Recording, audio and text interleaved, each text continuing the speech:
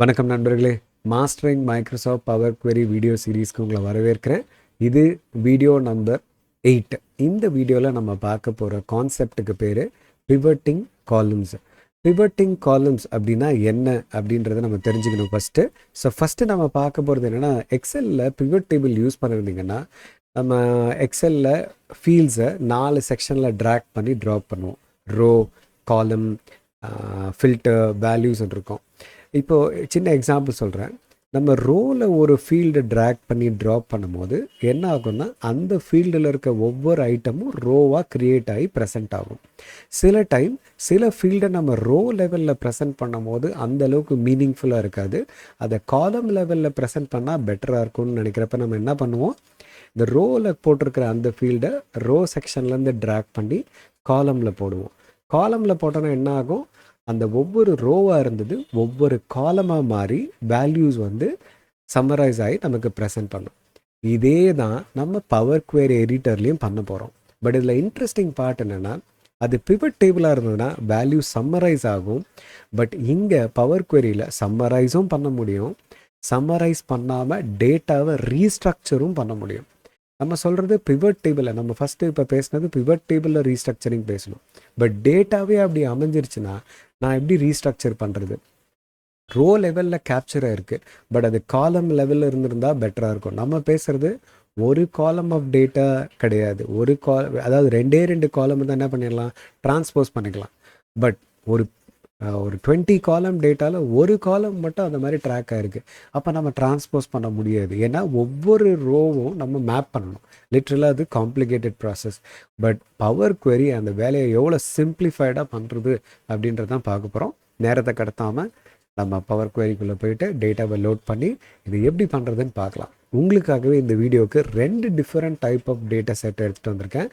ஒவ்வொன்றும் ஒரு type of opportunity கற்றுக்கிறதுக்கு நம்ம கொடுக்கும், பார்க்கலாம். சரி, இப்போ நான் எக்ஸல் ஸ்க்ரீனுக்குள்ளே போயிடுறேன். பவர் குவெரி எடிட்டரை லான்ச் பண்ணிடலாம். ஸோ டேட்டா டேபில் கெட் டேட்டாக்கு போகிற லான்ச் பவர் குவெரி எடிட்டர். இப்போ பவர் குவெரி எடிட்டரில் இருக்கும், நம்ம டேட்டாவை லோட் பண்ணணும். ஸோ ஹோம் டேபில் நியூ குவெரியில் நியூ சோர்ஸ், நான் கொண்டு வந்திருக்கிற டேட்டா சோர்ஸ் எக்ஸல். ஸோ இந்த எக்ஸல் ஒர்க் புக் கிளிக் பண்ணுறேன். பிவட்டிங் டேட்டா செட், இதுதான் ஃபஸ்ட்டு டேட்டா செட் நம்ம லோட் பண்ண வேண்டியது. அதை லோட் பண்ணிடலாம். எந்த ஷீட்டில் இருக்குன்னு கேட்குது, ஷீட் 1. ஓகேன்னு கொடுத்துட்டேன். இப்போ அதே மாதிரி இன்னொரு டேட்டா செட்டே நம்ம கொண்டு வர போகிறோம். New source file, excel workbook, data set 2, import, sheet 1ல் இருக்குது, அதை கொண்டு வரோம். இப்போ நமக்கு லெஃப்டில் பார்த்தோன்னா 2 இருக்கும், ரெண்டுமே ஷீட் 1லேருந்து எடுத்துகிட்டு வந்ததால் 2 ஃபைலையும் இது ஷீட் 1 ஷீட் 1 ஆஃப் 2ன்னு காட்டுது. இங்கே பேரை மாற்றிடலாம், நம்ம குவெரியோட பேரை டபுள் கிளிக் பண்ணி மாற்றுறோம். பிவட்டிங் டேட்டா செட் 1, இது பிவட்டிங் டேட்டா செட் 2. சரி, ஃபஸ்ட்டு டேட்டா செட்டில் ஒர்க் பண்ணலாம். இந்த ஃபஸ்ட்டு டேட்டா செட்டில் நம்ம ட்ரான்ஸ்ஃபர்மேஷன்ஸ்லாம் பண்ண போகிறோம். ஜென்ரல் ட்ரான்ஸ்ஃபர்மேஷன், சேஞ்ச் டைப் தலைவரை எடுத்துடுறோம்.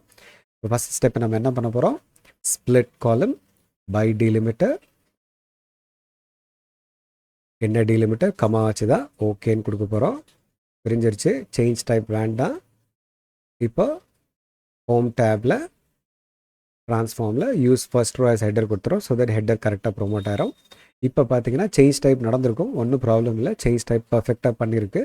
பட் ஒரு விஷயத்தை இப்போ கவனிக்கணும். இப்போ பார்த்தீங்கன்னா ஆர்டர் ஐடி, ஒவ்வொரு ஆர்டர் ஐடி 2 தடவை ரிப்பீட் ஆகிருக்கு பாருங்கள். ஸோ அவன் என்ன சொல்கிறேன், இப்போ ரிக்குவயர்மெண்ட் என்னென்னா, நமக்கு ஏன் இது 2 தடவை வந்திருக்குன்னு முதல்ல புரிஞ்சுக்கணும். அடுத்தது அவன் ரிக்குவயர்மெண்ட் என்னன்றதை சொல்லிடுறேன். இது ஏன் 2 தடவை வந்திருக்குன்னு பார்த்தீங்கன்னா, லாஸ்ட்டில் பார்த்தீங்கன்னா டேட்டாவில் ஒரு சின்ன இஷ்யூ கேப்சரிங்கில் நடந்திருக்கு. ஒவ்வொரு ஆர்டரும் ப்ளேஸ் ஆகும்போது அந்த ப்ராடக்டோட வெயிட்டும் டைமென்ஷனும் தனித்தனி ரோவாக கேப்சர் ஆகிருக்கு. வெயிட்டுக்கு ஒரு ரோ க்ரியேட் ஆகிருக்கு, டைமென்ஷன் ஒரு ரோ க்ரியேட் ஆகிருக்கு. வெயிட்டுக்கு அந்த கம்ப்ளீட் மற்ற காலமில் இருக்க டேட்டா எல்லாமே திருப்பி ரிப்பீட் ஆகிருக்கு. கவனிச்சிங்கன்னா இங்கே பாருங்கள், கிரெடிட் கார்டு எப்போ வாங்கினார், அது டேட் அண்ட் டைம் ஸ்டாம்ப்பு அப்படியே ரிப்பீட் ஆகிருக்கு பாருங்கள். ஒவ்வொன்றுமே ரிப்பீட் ஆகிருக்கு. காரணம் வெயிட் ஒரு ரோவாக கேப்சர் ஆகிருக்கு, டிமென்ஷன் ஒரு ரோவாக கேப்சர் ஆகிருக்கு. இப்போ 1 kgக்கு கீழே இருக்கிற ப்ராடக்ட்ஸை மட்டும் நான் ஃபில்டர் பண்ணி ஒரு ரிப்போர்ட்டாக கொடுக்கணுன்னா ரொம்ப கஷ்டம். ஏன்னா வந்து கடைசி காலமில் இருக்கிற வேல்யூவில் நம்பரும் டெசிமல் நம்பரும் இருக்குது, டெக்ஸ்ட்டும் இருக்குது. என்னால் ஃபில்டர் பண்ண முடியாது. நான் இதை ஓவர் ரைட் பண்ணி டெசிமல் டைப்பாக மாற்றினேன்னா எனக்கு எரர் வந்துடும். ஆட் நியூ ஸ்டெப்புன்னு கொடுத்து பண்ணேன்னா என்ன ஆகும், எரர் வந்துடும். நடுவில் டெக்ஸ்ட் இருக்கிறதால என்ன டேட்டா டைப் சேஞ்ச் பண்ண விடாது. ஸோ அப்படி எப்படி இந்த விஷயத்தை நம்ம ஹேண்டில் பண்ணணும்னு பார்த்தீங்கன்னா, வெயிட் ஒரு காலமில் வரணும், டிமென்ஷன் ஒரு காலமில் வரணும். ஸோ ரோ லெவலில் கேப்சர் ஆகிருக்கிற ஒரு இன்ஃபர்மேஷனை நம்ம காலம் லெவலுக்கு கொண்டு வரணும். இங்கே சம்மரைசேஷன்லாம் எதுவும் நம்ம பண்ண போகிறதில்ல, வெறும் ரீஸ்ட்ரக்சரிங் பண்ண போகிறோம். ஸோ அது எப்படி பண்ணுறதுன்னு பார்க்கலாம். முதல்ல உங்களுக்கு எந்த காலமில் இருக்கிற வேல்யூவை எந்த காலமில் இருக்க வேல்யூவை உங்களுக்கு காலமாக பிரிக்கணும். அதாவது இந்த காலம் WD கேட் அப்படின்னு இருக்கிற அந்த காலமில் இருக்க ஒவ்வொரு வேல்யூ ஒரு காலமாக வரணும். ஒவ்வொரு யூனிக் வேல்யூ காலமாக வரணும். இதில் இருக்கிறது 2 யூனிக் வேல்யூ தான், வெயிட், கேஜி, டிமென்ஷன். இதுதான் 2 காலமாக வரணும். அந்த 2 காலம் கீழே எதை கொண்டு வந்து மேப் பண்ணணும் அப்படின்னா, இந்த காலமில் இருக்கிறத கொண்டு வந்து மேப் பண்ணணும். இந்த WD வேல்யூஸ் இருக்க காலமில் இருக்கிறத கொண்டு வந்து மேப் பண்ணணும். ஸோ இந்த 2 காலமையும் செலக்ட் பண்ணிக்கிட்டு டிரான்ஸ்ஃபார்ம் டேபில் எனி காலம் அப்படின்ற அந்த குரூப்பில் பிவட் காலம்ஸ் இங்கே பார்த்தீங்கனாலே இந்த டிஸ்கிரிப்ஷன் சொல்லுது பாருங்கள். யூஸ் நேம்ஸ் இந்த கரண்ட்லி செலக்டட் காலம் டு கிரியேட் நியூ காலம். இந்த நேம்ஸ் சொல்லும்போது வெயிட், டைமென்ஷன், இந்த டெக்ஸ்ட்டுக்கு பார்த்தீங்களா, அது நியூ காலமாக க்ரியேட் பண்ணுறதுக்கான ஆப்ஷன் தான் இது அப்படின்றாங்க. கிளிக் பண்ணுறோம். இப்போ டயலாக் பாக்ஸ் வரும். இந்த டயலாக் பாக்ஸில் என்ன கேட்குதுன்னா, எந்த நியூமெரிக்கல் காலமை நான் மேப் பண்ணணும்னு கேட்குது. ஆட்டோமேட்டிக்காக நம்ம செலக்ட் பண்ணதால் அதுவே ஐடென்டிஃபை பண்ணிக்கிச்சு, எது நியூமெரிக்கல் காலம் எது வேல்யூ காலம் அதுவே ஐடென்டிஃபை பண்ணிக்கிச்சு. இப்போ அட்வான்ஸ் ஆப்ஷன் கீழே என்ன கேட்குறான்னா, நான் மேப் பண்ணுறேன்ல, அப்போ உனக்கு சம்மரைசேஷன் எதாவது பண்ணணுமான்னு கேட்குது. எனக்கு சம்மரைசேஷன்லாம் எதுவும் வேண்டாம், அதனால் டோன்ட் அக்ரிகேட் அப்படின்னு கொடுத்துட்றேன். நீ சம்மரைஸ்லாம் எதுவும் பண்ணாத, வெறும் ஸ்ப்ளிட் பண்ணி டேட்டாவை ப்ரெசென்ட் பண்ணுன்னு சொல்கிறேன். ஓகே அப்படின்னு கொடுத்த உடனே டேட்டா எப்படி மாறுதுன்னு பாருங்கள். இப்போ வெயிட் ஒரு காலமில், டிமென்ஷன் ஒரு காலமில் வந்துருச்சு. எங்கேயும் ரெப்பிட்டேஷன் கிடையாது. ஒரு தடவை அந்த ஆர்டர் ஐடி வந்திருந்ததுன்னா அது ஒரு தடவை தான் வந்திருக்கும். இப்போ ரிப்பீட்டேஷன் நம்மளால் பார்க்கணும். பர்ஃபெக்டாக டேட்டாவை க்ளீன் பண்ணியிருக்கோம், ட்ரான்ஸ்ஃபார்ம் பண்ணியிருக்கோம். இப்போ கிளைண்ட்டோட ரிக்குவயர்மெண்ட் வருவோம். அவன் என்ன சொன்னால் 1 kg கீழே இருக்கிற வேல்யூஸ் இருக்குது. இப்போ நான் என்ன பண்ணலாம், இந்த காலத்தோட டேட்டா டைப்பை டெசிமல் நம்பர்னு மாற்றிட்டு இப்போ என்னால் ஃபில்டர் போட முடியும். Number filter less than 1 kg அப்படின்னு கொடுத்துட்டு ஓகேன்னு கொடுத்துட்டேன்னா இப்போ ரிப்போர்ட் ரெடி. நம்ம இதை பாப்புலேட் பண்ணி we can give it to them. நாளைக்கு இதே மாதிரி ஒரு டேட்டா செட் வந்ததுன்னா அதுவே ஆட்டோமேட்டிக்காக அந்த பிவட்டிங்கை முடித்து ஃபில்டரிங் முடித்து பாப்புலேட் பண்ணிடும். ரைட். ஸோ இது ஃபஸ்ட்டு டேட்டா செட்டில் பண்ண எக்ஸசைஸை நம்மளால் ஈஸியாக ஐடென்டிஃபை முடிஞ்சுது, ஏன்னா ரெப்பிட்டேஷன் இருந்தது. இப்போ செகண்ட் டேட்டா செட் பார்த்திங்கன்னா ரொம்ப இன்ட்ரெஸ்டிங்கான செகண்ட் டேட்டா செட்டுக்கு போகலாம். அதே மாதிரி சேஞ்ச் டைப்பை எடுத்துடுறோம். ஸ்ப்ளிட் காலம் பண்ணிவிட்டு ஸ்ப்ளிட் காலம் பை டீலிமிட்டர் கம்மா வச்சு தான் ஸ்ப்ளிட் பண்ணணும். ஓகேன்னு சொல்லிடுறோம். அப்புறம் சேஞ்ச் டைப்பை வி கெட்டிங் ரிட் ஆஃப். திருப்பியும் use first row as header. Perfect. இப்போ பார்த்தீங்கன்னா ட்ரான்சாக்ஷன்ஸ் எதுவும் ரிப்பீட் ஆகலை. அப்படின்னா இங்கே என்ன சார் பிரச்சனை அப்படி என்ன கேட்குறான். இது ஆக்சுவலாக என்ன டேட்டான்னு பார்த்தீங்கன்னா ஒரு மேனுஃபேக்சரிங் டேட்டா. ஒரு டயர் மேனுஃபேக்சர் பண்ணுறதுக்கான காஸ்ட் என்னென்ன இன்வால்வ் ஆகிருக்குன்றது கேட்குறாங்க.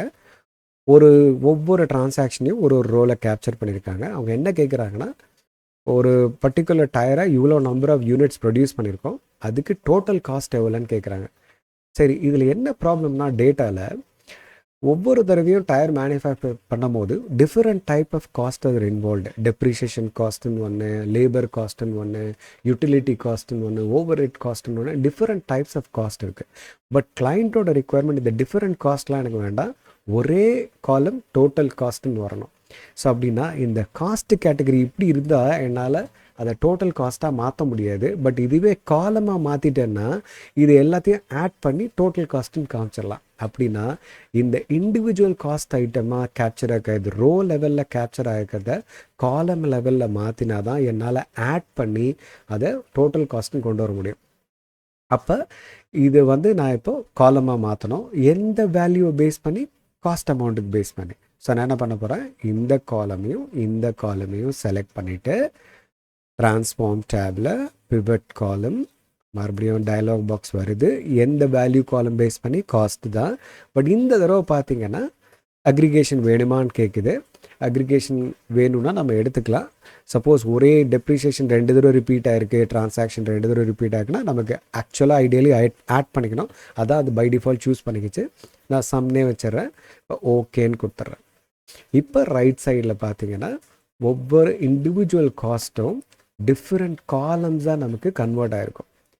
பார்த்தீங்கன்னா டெப்ரிசியேஷன் ஒரு காலம், லேபர் காஸ்ட் ஒரு காலம், ரா மெட்டீரியல் காஸ்ட் ஒரு காலம், யூட்டிலிட்டி காஸ்ட் ஒரு காலம், ஓவர் ஹெட் காஸ்ட்.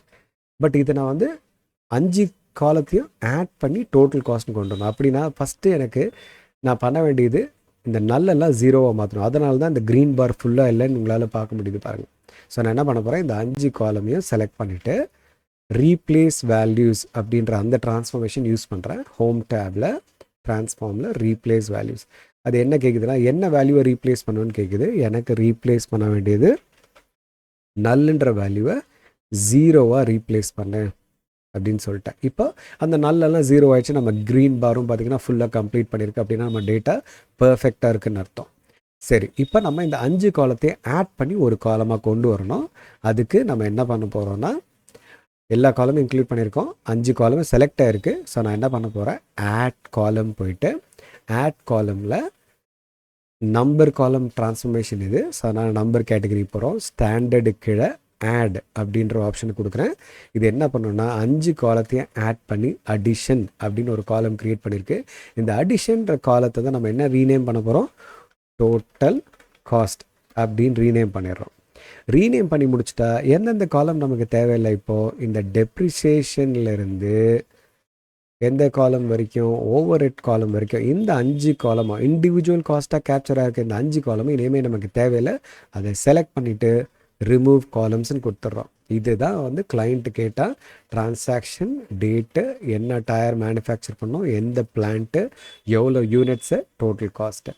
ஸோ நாளைக்கு டேட்டா அவங்க புது டேட்டா கொடுத்தாலும் ஆட்டோமேட்டிக்காக இந்த பிவட்டிங் நடந்து, இந்த ரீப்ளேஸ்மெண்ட் நடந்து, இந்த சம்மரைசேஷன் நடந்து ப்ரெசென்ட் பண்ணி கையில் கொடுத்துரும். ஸோ இதுதான் பிவட்டிங் காலம்ஸ் அப்படின்றது பவர் குவரியில்.